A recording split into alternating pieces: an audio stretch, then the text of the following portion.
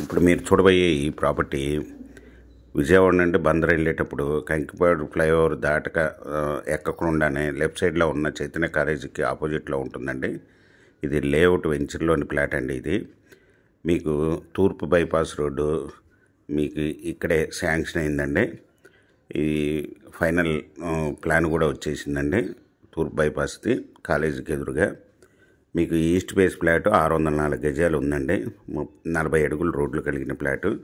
ఇది road face వచ్చి 90.5 అండి, లోతు వచ్చి 60, 604 గజాలు లేఅవుట్ ఫ్లాటు, 40 అడుగుల రోడ్డు.